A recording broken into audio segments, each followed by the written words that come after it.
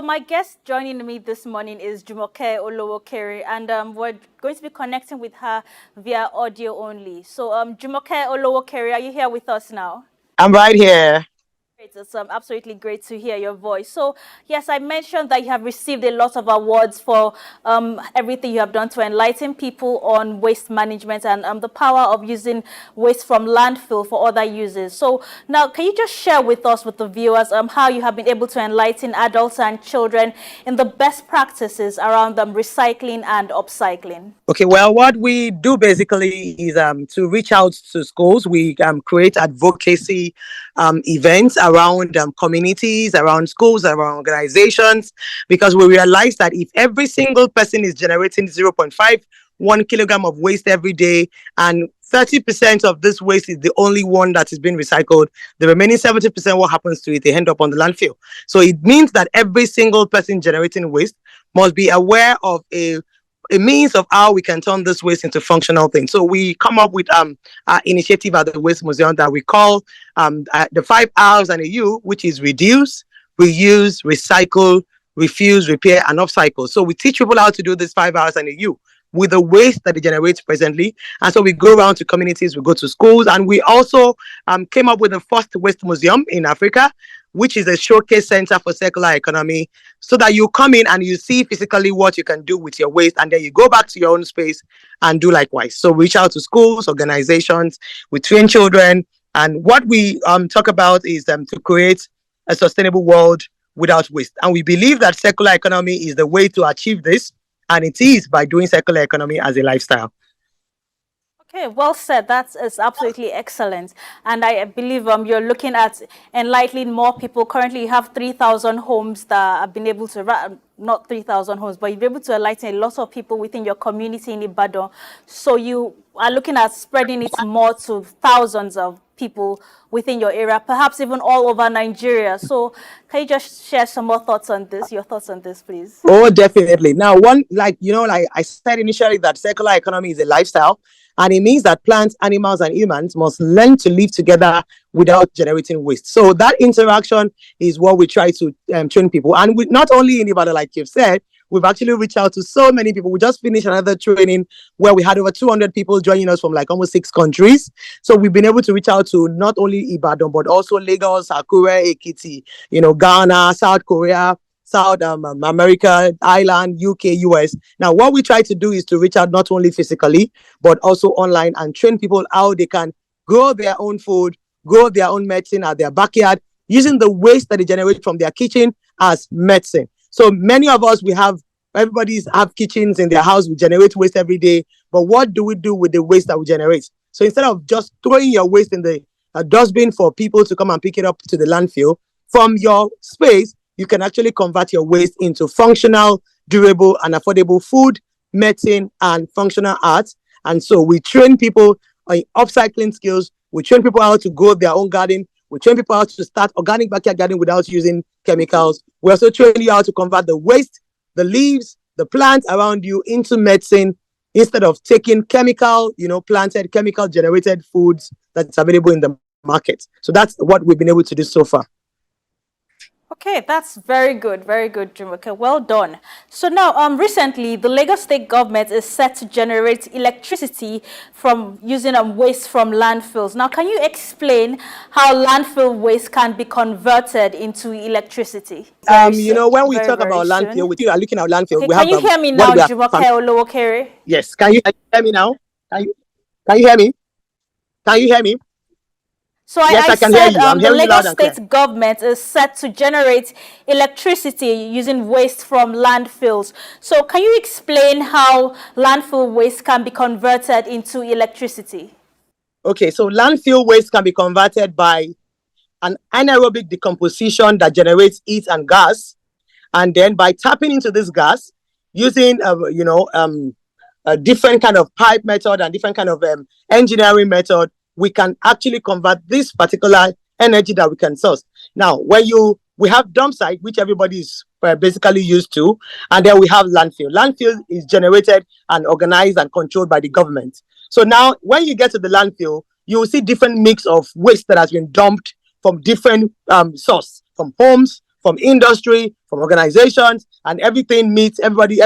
You have the Loma in the case of Lagos and Oyama in the case of Ibadan that comes and pick up this waste, and then they dump it on the landfill without sorting. So when they get to that place, there's a decomposition process that is an anaerobic composition that generates a gas called methane.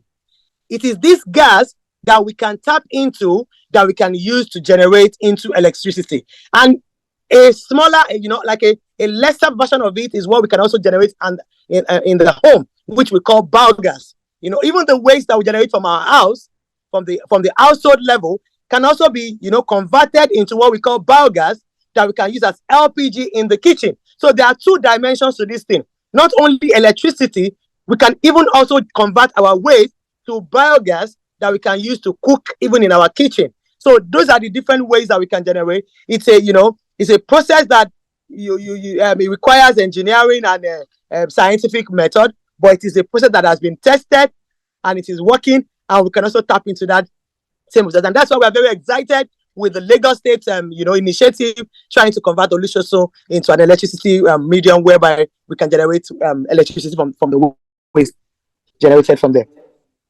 Okay, that's wonderful. That's a very good innovation. I think it's something we all need here in Nigeria, not just within Lagos or Ibadan. We need it all over the country. Okay, so now, what are the environmental benefits of using landfill waste for electricity? There are so many. We're talking about climate change. Everybody's talking about climate change now. These are the steps, these are the ways, these are the measures that we can all, that we can enhance to actually, fight climate change. First of all, when we convert our methane is dangerous to the environment. It's one of the major causes of climate change. So imagine us being able to, capture this methane, and instead of it being exposed into the environment and harming us and causing pollution and causing damage and causing a lot of diseases for us, we can harness this methane gas that's supposed to be polluting our environment, harness it and turn it into electricity. It also prevents climate change, and it's a very green source. It's a green source of energy. It reduces air pollution. Are you still there, Jumoke Olowookere? Decrease our reliance on fossil fuel. But we're using fossil fuel. And we all know that fossil fuel, if we can... Yes, I'm here. You can't hear me? Can you hear me? I can hear you now. I can hear you now. Okay, so, if we can be able to harness our methane gas instead of being exposed into the atmosphere, it is a very good way for us to reduce our dependence on fossil fuel. Fossil fuel is a major source of climate, there is a major causative agent of climate change.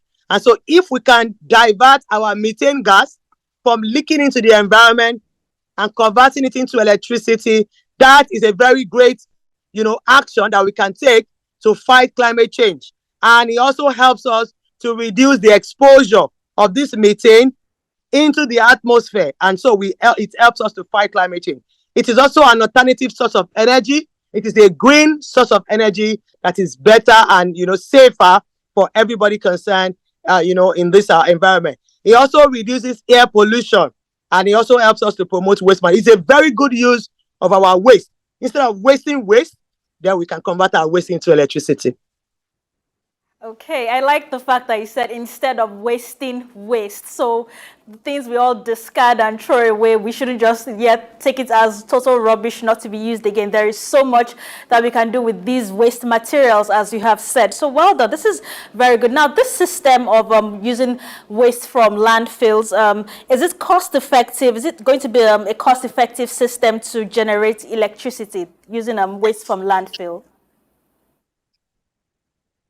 It is definitely cost effective, but like what we're talking about when we're talking about solar energy installation, it's because everybody is already dependent on fossil fuel. The process of tapping electricity from fossil fuel is already in place. By the time you want to convert into converting your methane into electricity, it is definitely going to be very expensive in the initial, but on the long run, it's going to be cheaper and safer for all of us. So just like what we are talking about when we're talking about solar energy, if you want to install solar energy now, if you're looking at the cost implication, you will say it is higher. But on the long run, you can see that it is cheaper. So to start it, to install it, to start the process may not be very cost effective. But when you look at the future, benefits, and the effect on our environment and the effect on our health, you can join me and say it is cost effective on the long run. Okay, so we're looking at a future right here in Nigeria that we can be using this in the long term. It can be accessible for people living not just in urban centers alone, but people in rural communities can use this electricity generated from landfill waste to power their homes. As you rightfully said at the start, it might be cost effective, it might be a bit expensive, but later on it could be cheaper. It will be easily accessible to people in the rural areas, not just in urban centers. So what are your thoughts on this? Is it going to be possible in future in Nigeria? If it is not going to be possible, we will not even be having this conversation in the first instance. Don't you think so? It is possible. It can work only if we can commit to it. It may not be easy for us to do it because, change is a very, very major thing that is difficult to even achieve in the first instance. We are all used to fossil fuel. Even to convert into solar, people are finding it very difficult because, we are used to just joining electricity and all that. But when you look at the options of picking solar, you can see that it is, at the end of the day, cost effective. So the same process, I remember when we started, considering solar energy, it was something that looks like as if it is unachievable. But now it is becoming more, everybody, you can see it often, you can see it more, unlike how it was before. So the same thing is going to happen to trying to convert our landfill waste, our methane gas into electricity. Initially, it can be very difficult. It may be very difficult because even the process of trying to establish it, the process of trying to do it because it's a new thing, it's going to be difficult, but it is going to work on the long run.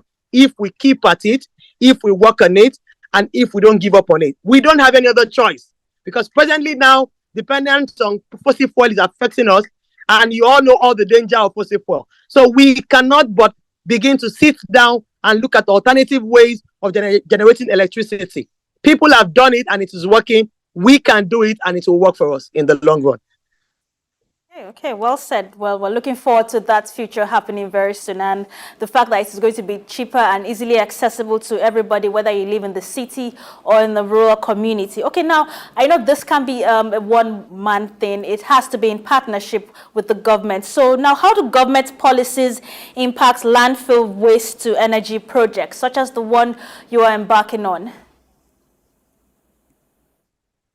It is very, very important. We can't, no, but one person, this is not a project that somebody can come up and say, I want to do it alone.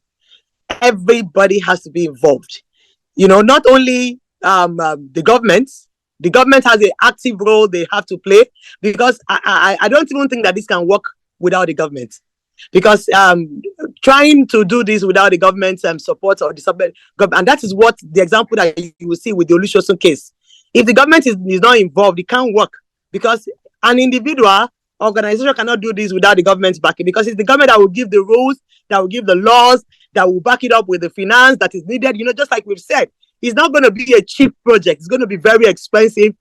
And that is why we need the government, because it is government alone that can give us that kind of funding for it to work and for it to be effective. And it also has to, everybody involved, everybody generating waste has to be involved, because it starts from sourcing. When we're talking about the waste that will end up on the landfill, it starts from sourcing from source. Okay, so a household is generating a particular kind of waste. We are going to start from segregation. Every household segregate their waste. So you put your you put your organic waste somewhere, you put your plastic waste somewhere, and then they pick up, the government pick up and take it to the landfill. And now they're taking it to the landfill, they're sorting it right from there. That is the only way it can work. So the government's policy is very, very important. It's not only about making policy, but it's also about enforcing policy. And it's not going to stop at enforcing policy. It also has to have financing. The financing aspect. So those three aspects must be there. They must make the policy, they must implement the policy, and government must finance the policy. And with the support of private partnership, it's something that we're looking forward to, and we're hoping that in the nearest future, we'll begin to see the results of all the commitment and all the investment that has been put into this. Okay, yes, we're hopeful so that this might happen. So now, can you still further on this now? What are the biggest challenges in capturing and utilizing landfill gas for electricity generation? Implementation of policies and finances, and sorting out the segregation. That's the one major reason that major issues that we're still having, because we are still not segregating our waste from source. That is one major aspect apart from financing. Finance is definitely one major thing, because like we've said, it will require a lot of resources for this to be implemented, and it will also require a lot of research, a lot of experimentations, a lot of R&D. But major thing that I will say concerns us is about segregation. We've not still been able to segregate our waste properly. Everybody's still putting waste into one dustbin. People are not sorting waste from source, and this is one major delay that I could say is affecting.